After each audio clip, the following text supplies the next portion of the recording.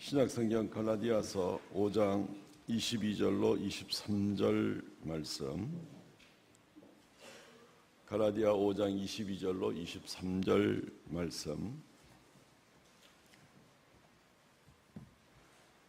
같이 한번 외워보겠습니다. 방송실에서 스크린을 잠시 한번 좀 꺼주시고요.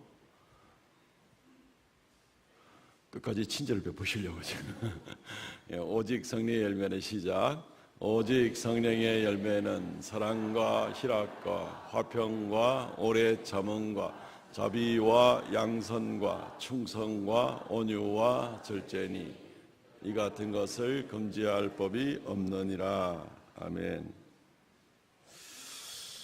우리 올 상반기 하반기 걸치면서 우리 계속해서 성령의 9가지 열매, 오순절 성령 강림절 이후에 기회가 되는 대로 계속 성령의 열매 한 가지씩 우리가 묵상해 왔습니다. 이제 아마 오늘과 다음 주 절제의 열매까지 우리가 묵상하면 이 9가지 성령의 열매는 다 마치고 또 다른 주제들로 하나님 말씀을 상고하도록 하겠습니다. 온유의 열매가 과연 필요한가?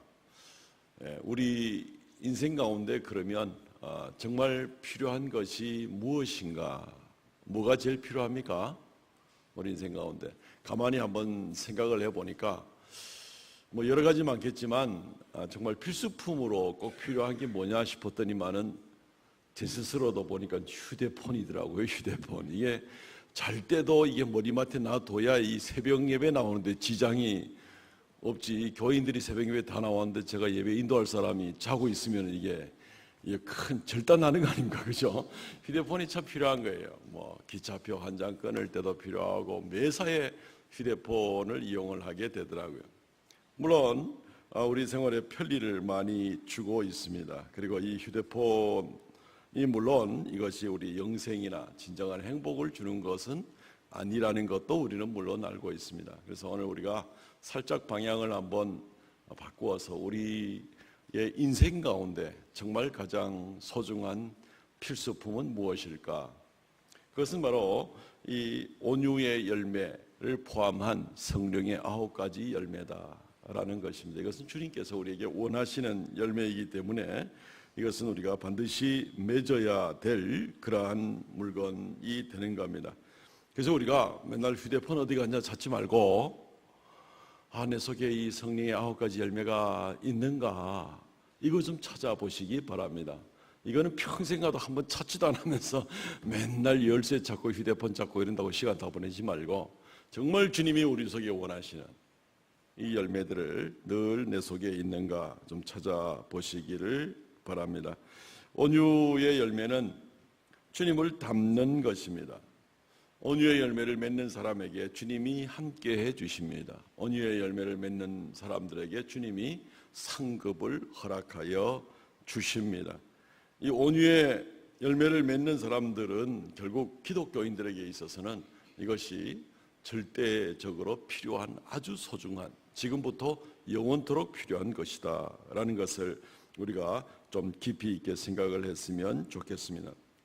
예수님을 닮는 것이죠. 예수님은 온유하신 분이라고 말씀하고 있습니다. 마태복음 11장 29절 말씀에 보게 되면 나는 마음이 온유하고 겸손하니 나의 멍에를 메고 내게 배우라.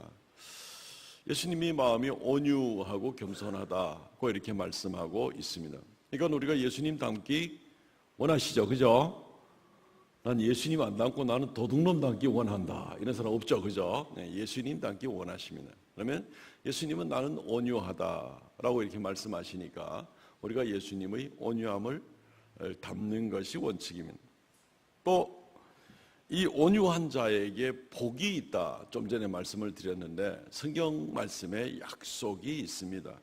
산상수훈에 나오는 8복 가운데에 마태복음 5장 5절 말씀에 보면은 온유한 자는 복이 있나니 그들이 땅을 기업으로 받을 것이며 평상시에 그거 별로 중요한 줄도 몰랐는데 오늘 아침 말씀을 통해서 우리가 확인해 보니까 이건 예수님 닮는 일이고 이것은 정말로 우리가 하나님 앞에 복을 받을 수 있는 그러한 일이구나 생각하면 이제 오늘로 인해서 우리 성도들이 복을 받을 근거를 하나 더 만드시고 더 적극적으로 달려가시기를 바랍니다.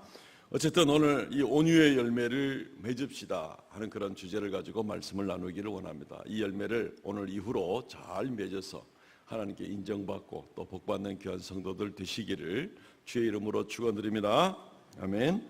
자, 온유의 열매는 그러면 무엇입니까? 라는 것부터 먼저 간단하게 좀 생각을 해 보겠습니다. 온유란 말은 아주 자신을 내려놓는 겸비함이다, 또는 아주 친절함이다 라는 이제 그런 말로 우리가 한번 뜻을 일차적으로 생각해 볼 수가 있습니다. 그런데 우리가 혼동하지 말아야 될 것이 있는데, 이 온유라는 것은 그냥 우리가 천성적으로나 기질적으로 내가 좀 원래 사람이 좀 부드럽고 좀 유해 라고 생각하는 것이 온유의 열매라고 생각해서는 안 된다는 겁니다. 또는 이 온유라는 성격은 그냥 성격이 물러 터져가지고 누가 막 뭐라고 모진 소리 해도 그냥 찍소리도 못하고 그냥 입속에서만 이렇게 궁시렁거리는 뭐 그런 정도의 것을 온유라고 생각을 하면 그것도 성경에 나오는 온유를 우리가 잘못 이해하고 있는 겁니다.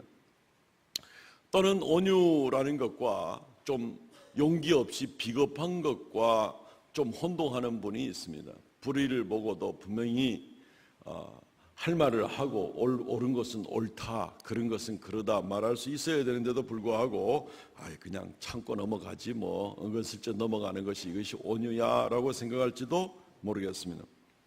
아니면 그냥 내가 이제 어느 정도 밥은 먹고 살만하니까 괜히 오지랖 넓게 남의 싸움에 남의 일에 간섭하여 가지고 말 만들지 말고 그냥 적당히 멀리서 거리를 두고 사는 것이 제일 나은 거야, 이게 온유라고 또 생각을 할 수도 있습니다. 그것은 온유가 아니고 어떤 면에서는 이기주의 또는 개인주의 또는 비겁한 것, 아니면은 뭐 여러 가지 공과 이 불의와 의를 구별할지 모르는 어떤 이런 모습으로 나오는 것이지, 그것이 온유는 아닙니다. 예수 그리스도께서는 참 온유하신 분이다 라고 말씀을 우리가 같이 보았지만, 예수님은 성전에서 장사하는 사람들의 판을 둘러 엎으시고 분노하신 분이십니다. 예수님은 온유하신 분이시지만 자기를 십자가에 내어서 자기 목숨까지 드릴 수 있을 정도로 용기 있고 그런 희생을 감당할 줄 아는 그런 분이셨습니다. 예수님은 또한 온유한 분이지만 위선자들에 대해서 이 독사의 자식들아 하면서 저주를 퍼붓기도 하는 그런 예수님이지만, 예수님은 여전히 온유하신 분이셨습니다. 그러니까 우리가 온유라는 것에 대해서 그냥 일반적으로 잘못 오해를 하고 있는 그런 부분으로 온유를 생각하지 마시고, 성경에서 말하는 온유, 예수 그리스도께서 우리에게 보여주는 온유가 무엇인지 이것을 우리가 제대로 배우고 그것을 또 흉내내고 그렇게 주님께 나갈 수 있어야만 하겠습니다.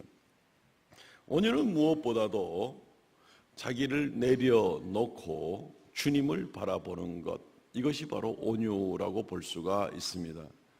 성경적인 의미에서 우리가 성경에 나온 온유한 사람들의 모습을 보게 될 때 이러한 특징들이 보입니다. 자기를 내려놓고 하나님을 바라보는 사람이 바로 온유한 사람이라는 것입니다.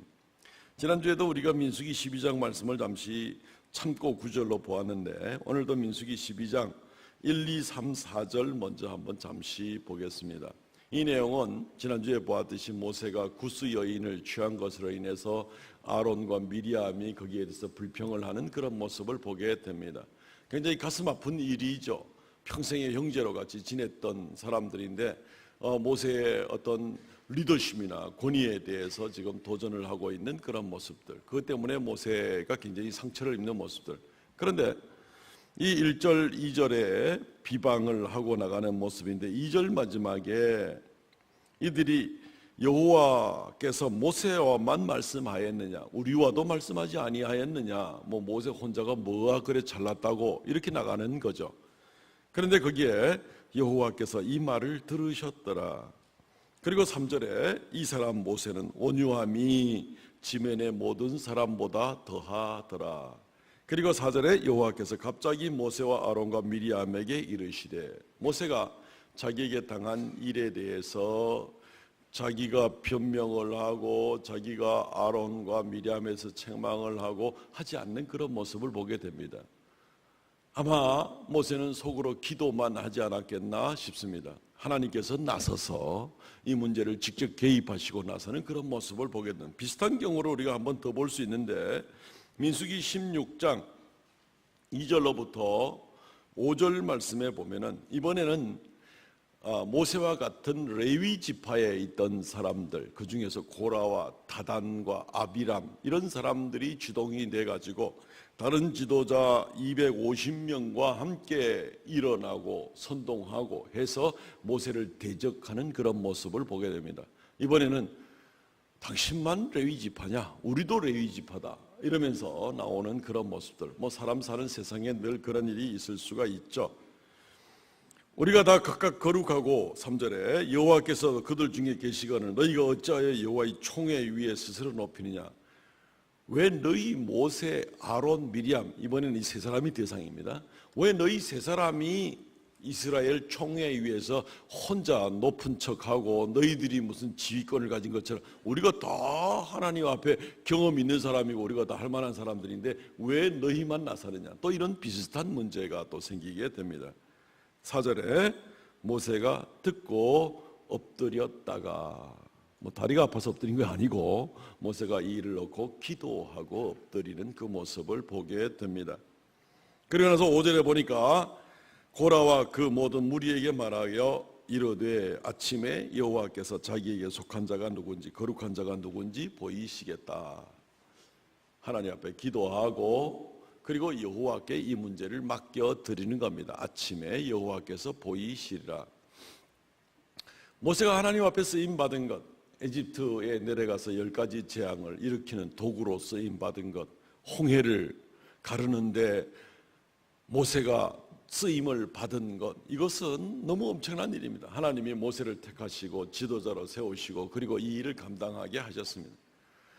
거기에 감히 고라와 다단과 아비람과 이런 사람들이 견줄 수 있는 그런 입장은 아닙니다. 인간적으로 보게 될 때에 정말 모세는 처음부터 나이 80이 넘어서 하나님 앞에 다 내려놓고 하나님 명령 순종해서 이 일을 순종하고 나가서 섬겼던 그런 사람이 되는 겁니다. 하나님은 모세를 통하여서 역사하셨습니다. 모세가 팔을 들면 홍해가 갈라지는 거고, 모세가 지팡이를 가지고 움직이면 그때 나일강이 피로 변하는 것이고, 모세가 먼지를 날리면 그것이 여러 가지 질병을 일으킨 재앙이 되는 거고, 모세의 행동을 하나님이 기다렸다가 모세가 하나님 말씀대로 순종하여 그들의 움직임에 하나님께서 그 시간에 맞추어서 놀라운 역사를 일으키는 그런 모습들을 보게 될 때 모세는 참 귀하게 쓰임받은 사람 맞습니다.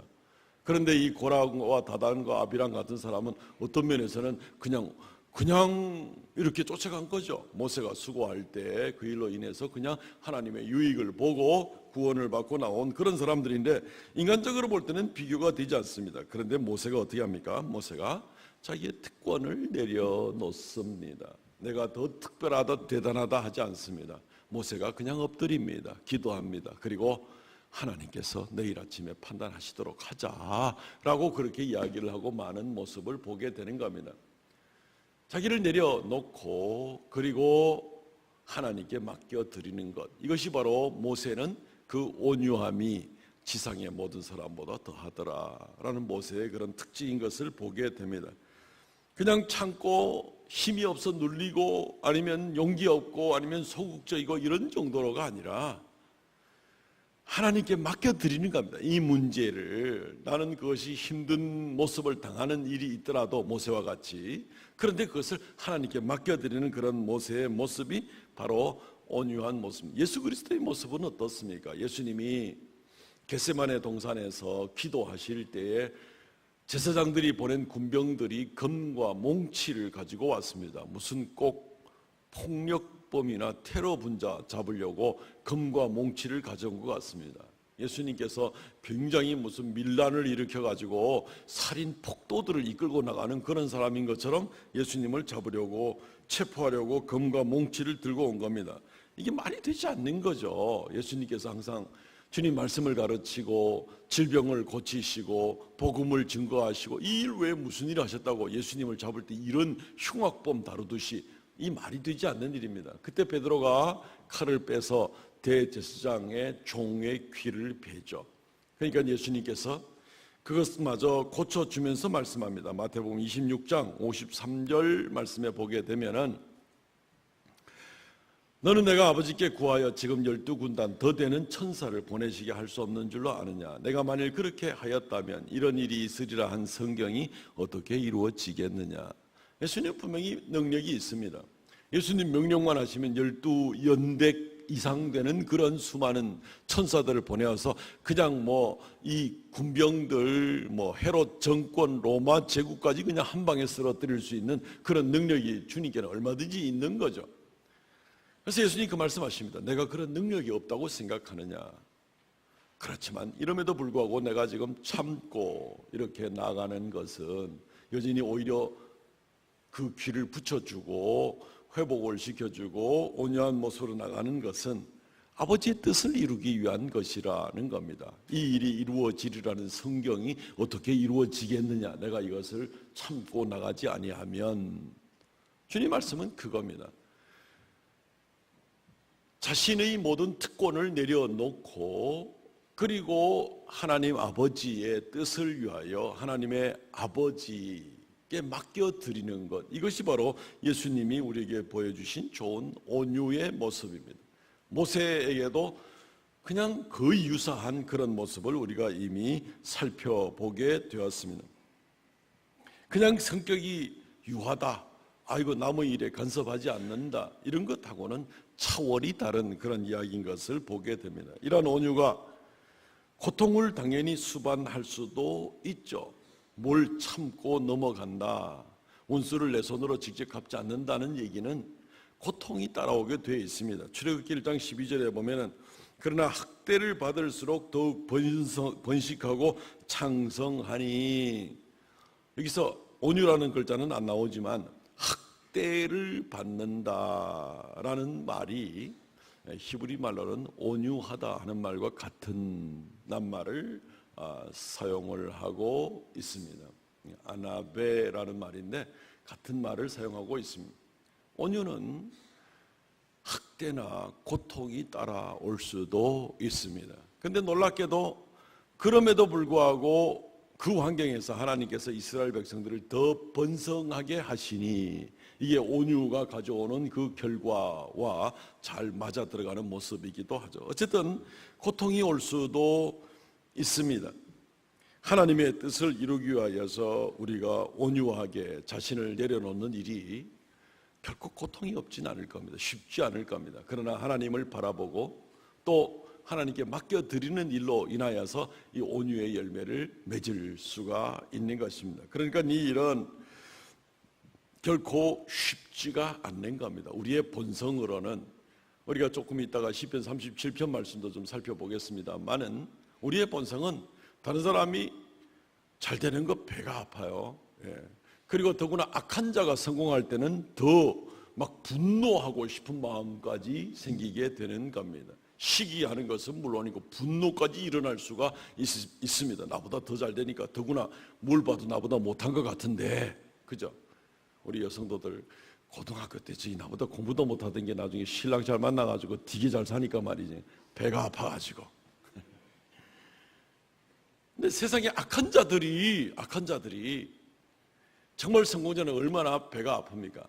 그럼에도 불구하고 온유한 자는 하나님을 바라봄으로 말미암아서 하나님 도움의 손길을 구하고 그리고 이 열매를 맺을 수 있는 그런 모습을 우리가 시편 37편에서 볼 수가 있는데, 9절은 반복될까 봐 제가 조금 있다가 한번 살펴보도록 하겠습니다. 그렇기 때문에 어쨌든 이것은 우리의 본성적으로는 잘 받아들여지고 맺어지기 힘든 그런 열매입니다. 그래서 성령의 열매라고 하는 겁니다. 성령께 의지해야만 합니다. 내 본성적으로는 막 이렇게 저렇게 막 시기하고 질투하고 분노하고 못 참고 그러고 싶은데 아버지의 뜻에 맡겨 드리기 위하여, 그리고 하나님께서 일의 결과를 주관하도록 하기 위하여 나는 참고 나의 특권을 내려놓고 나가는, 이것이 바로 온유의 모습이라는 것입니다.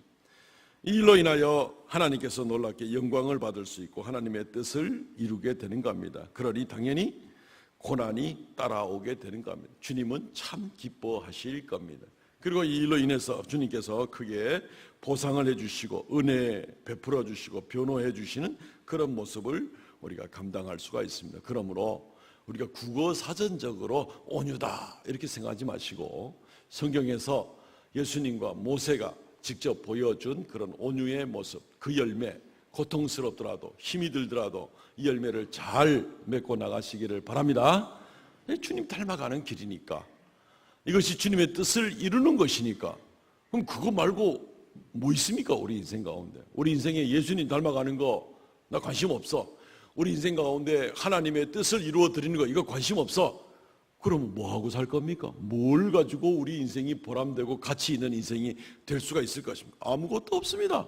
전에 우리 코미디 한번 보면은 뭐 아들이 사법고시 붙으면 뭐 하노? 뭐 소고기 먹지 하는 그런 코미디가 한번 있었는데, 사실 굉장히 뼈가 있는 그런 유머입니다. 세상에서 좀 더 잘나고 좀 더 성공하고 좀 더 부유해지고 나가는 모습은 결국 아마 소고기 한 번 더 먹는 거에 지나지 않을 수도 있습니다. 진정하고 영원한 가치 있는 것을 구하는 것이 아니면, 오늘 말씀을 통해서 보듯이 그리스도 예수를 닮아가는 것, 하나님의 뜻을 이루는 것, 이런 것 아니고 그냥 뭐 조금 더 편한 삶을 그래 가지면 뭐 무슨 의미가 그렇게 있겠습니까? 그 일을 감당하기 위해서 우리가 먼저 배운 것이 바로 이 내려놓음에 관한 부분입니다. 자신을 내려놓고 하나님을 의지하면 우리의 생명이 삽니다. 하나님의 뜻을 이루어 드릴 수가 있습니다. 이 열매 꼭 맺으시기를 바랍니다. 남태평양 지역에 보면 원주민들이 원숭이 잡는 방법이 아주 특이하게 잡는다라고 합니다. 이분들은 원숭이를 잡을 때 어떻게 잡냐면은 야자 열매에다가, 그리고 나서 끈을 딱 매달아 놓고 거기다가 이제 속을 빼고 조그마한 구멍을 뚫어 놓는답니다. 그리고 거기다가 땅콩을 가득 채워 가지고 원숭이 다니는 길목에 딱 놔둡니다. 그러면 이제 이 땅콩 냄새가 막 나니까 원숭이들이 몰려와서 땅콩 먹으려고 이 조그만 손을 그 구멍에 탁 집어넣어서 땅콩을 꽉 칩니다. 그럴 때 이제 줄을 탁 당기는 거죠. 그래서 원숭이를 잡는데, 근데 이 원숭이가 줄 땡기면은 이제 소리 지르고 뭐 난리가 나는 거죠. 난리가 나는데도 절대로 안 하는 게 뭐냐면 이 주먹을 놓지를 않는다는 겁니다. 이 땅콩 움켜쥐었던 걸 놓고 손을 빼면 되는데 절대로 이 땅콩을 내려놓지를 않는다는 거예요. 그러니까 이 땅콩 때문에 자기의 자유와 목숨을 바꾸는 이 원숭이들을 보게 돼요. 그렇게 원숭이들을 잡는 데입니다. 내려놓지 않으니까 목숨을 잃어버리는 바로 이제 그런 모습을 보게 되는 겁니다. 우리가 주님을 닮아가는 일들에 있어서 우리가 내려놓으시기를 바랍니다. 뭘 가지고 있는지, 어떤 특권이 있는지, 어떤 은혜를 받았는지 주님 앞에 좀 내려놓기로 훈련하면 좋겠습니다. 그리고 주님께 힘없어서 내려놓는 것이 아니라 주님께 의지하십시오. 주님께 맡기십시오. 그게 온유의 열매입니다. 고통이 따라올지라도 그렇게 감당하십시오. 그러면 주님께서 인정해 주시고 그것이 그리스도 예수를 닮아가는 길이고 그것이 하나님의 뜻을 이루는 놀라운 역사가 될 줄로 믿습니다. 온유한 자가 복을 받을 것이다 라고 이렇게 오늘 말씀의 초두에 말씀을 드렸습니다. 온유한 자가 복을 받는다라는 말은 성경의 약속입니다. 시편 37편 말씀을 우리가 다 보진 않고 1절, 4절, 9절, 11절 한 4절만 간단하게 한번 뽑아서 보겠습니다. 악을 행하는 자들 때문에 불평하지 말며 불의를 행하는 자를 시기하지 말라.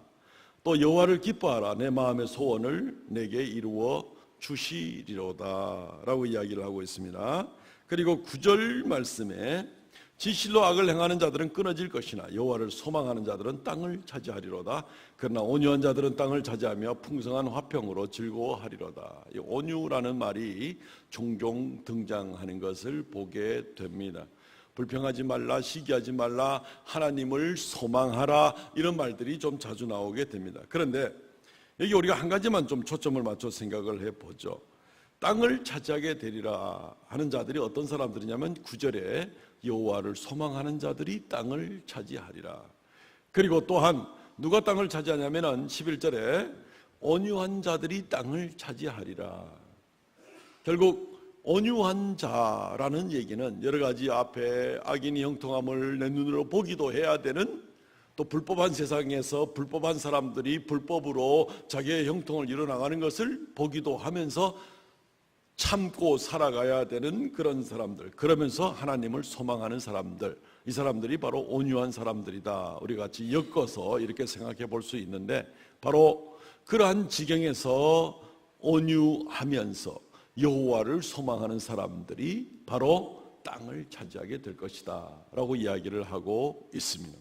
이 땅을 차지한다는 말은 자주 나오죠. 마태복음 5장 5절 우리가 앞서 읽었습니다만은 다시 한번 보십시오. 온유한 자는 복이 있나니 그들이 땅을 기업으로 받을 것이며, 구약에나 신약에나 이렇게 땅을 차지하게 될 것이라 하는 그런 약속이 나오고 있습니다. 다른 축복도 있습니다. 이사야 29장 19절 보면 겸손한 자에게, 여기에 이제 원어로는 온유한 자거든요. 온유한 자에게 여호와로 말미암아 기쁨이 더하겠고 기쁨의 축복을 더해 줍니다. 이외에 온유한 자가 받을 복은 몇 수십 가지 있습니다. 우리가 설교 시간에 지금 다 알려드리지는 못합니다. 자, 어쨌든 여러 가지 복이 있는데 그 중에서 온유한 자가 땅을 기업으로 받을 것에 대해서만 우리가 잠시 조금만 더 생각해 보기를 원합니다. 이 약속은 처음에 하나님께서 아브라함에게 주신 약속입니다. 창세기 15장 18절 여호와께서 아브라함과 더불어 언약을 세워 이르되 내가 이 땅을 애굽 강에서 그 큰 강 유브라데까지 내 자손에게 주노니 땅을 주겠다라고 약속을 하고 있습니다. 그러니까 이스라엘 국경선 대충 금을 꺼가지고 그 정도 땅을 이스라엘 백성들에게 주겠다라고 이렇게 생각을 하게 됩니다. 그런데 이 땅을 준다는 말은 구약 성경에도 보면은 신약에도 마찬가지입니다. 항상 이중적인 의미를 가지고 있습니다. 하나님이 주시는 그 땅 경계를 일단 의미할 수 있지만 반드시 그것이 아니라는 것을 우리는 생각해 보아야만 합니다. 이것은 오히려 하나님의 백성으로 속한 자들이 하나님이 주시는 유업을 받을 것이다. 그 유업이 무엇이든지 그 유업을 받을 것이다 라는 의미로 생각이 되는 겁니다. 그것이 일시적으로 땅으로 모습이 나타났지만 이 땅에 대한 개념은 하나님의 백성으로 이름이 올라간 사람들은 전부 다 땅에 한 분깃을 제비 뽑아서 얻게 되는 것처럼 하나님 앞에 받을 유업이 있다, 이렇게 생각을 하시면 되는 겁니다. 반드시 땅이 넓고 좁고가 아니라 땅이 의미한다는 얘기는 내가 하나님 백성으로 소속되어 있다라는 것을 나타내주는 그런 의미라는 겁니다. 그래서 이 땅에 소속되어 있다, 땅을 분깃을 받는다는 얘기는요, 내가 이 백성 가운데 속해 있다 하는 말과 마찬가지가 됩니다. 우리 레위기 말씀에 한번 보시면 이런 부분을 좀 더 감을 잡을 수가 있습니다. 여기 20장 6절 접신한 자와 박수무당을 음란하게 따르는 자들에게는 진노하여 백성 중에 끊어진다.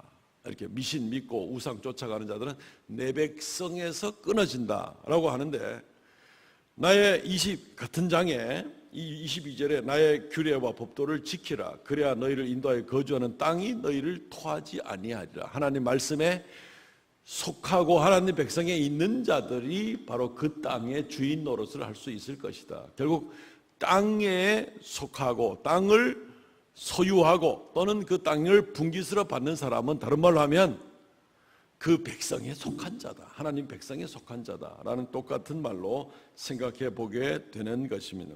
그래서 우리는 이 모습을, 이 하나님께서 온유한 자가 복이 있나니 땅을 기업으로 받을 것이며, 단순한 땅 개념이 아니죠. 예수님이 이 땅에서 무슨 땅이 있었습니까? 그 땅을 한 평도 주님은 인자는 머리 둘 곳도 없다라고 말씀하신 것처럼 땅 한 평도 이 세상에 두지 않았습니다. 하나님 나라의 유업을 통째로 주실 수 있는 분인데도 말이죠.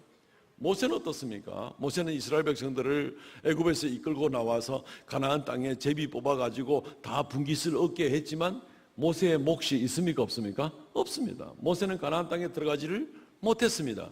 그렇다고 모세가 하나님 나라의 유업을 받지 못한 사람입니까? 그렇지 않죠. 모세는 하나님 나라의 유업을 얼마든지 많이 받아 누리는 그런 사람이 될 겁니다. 어쨌든 그 땅이라는 것이 하나님 백성으로 소속된다 하는 것을 상징적으로 얘기해 주는 바로 그런 복이 되는 것입니다. 그래서 이 계속 상징적인 의미들을 갖는 것이 우리가 오늘 초두에 읽었던 모세를 대항하던 고라와 다단과 아비람 이런 사람들이 반역하게 되었을 때 땅이 그들에게는 더 이상 유업이 되어주지 못하겠다.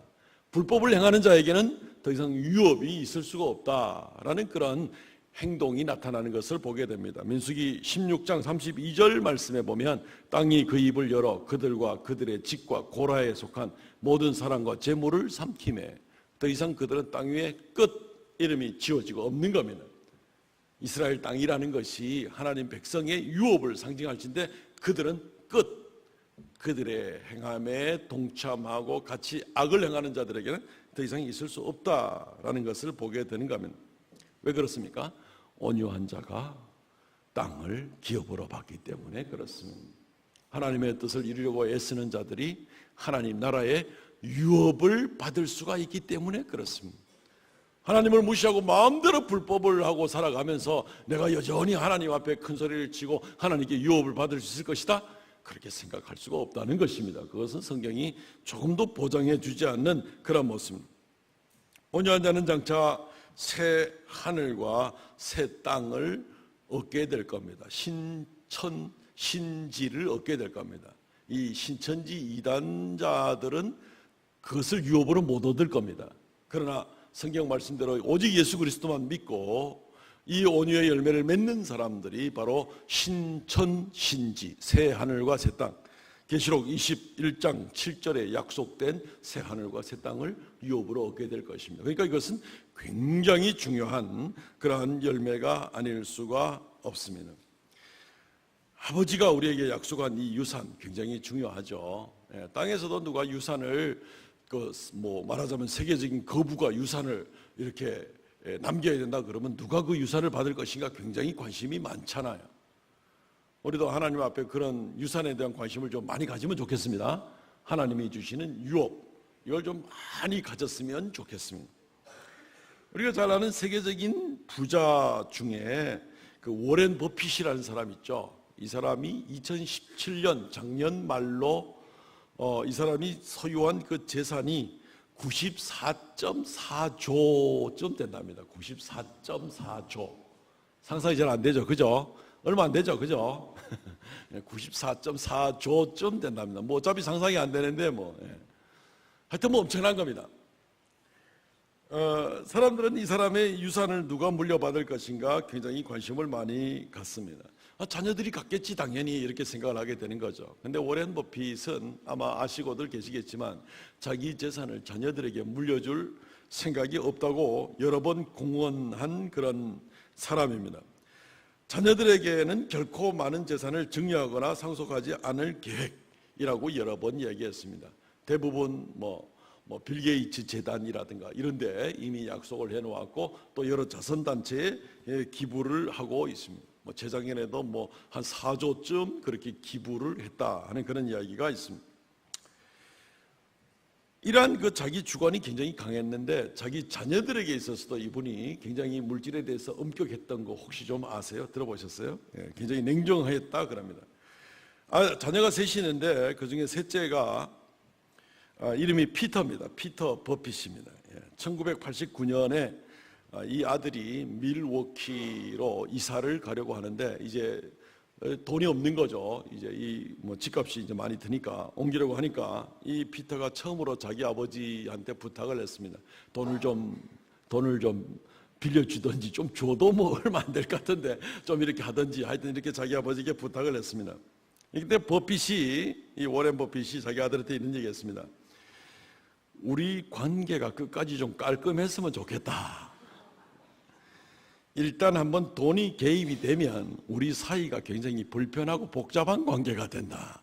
이래가지고 그냥 단칼에 그 제안을, 아들의 부탁을 거절했다는 겁니다. 이 버핏은 이런 얘기를 했습니다.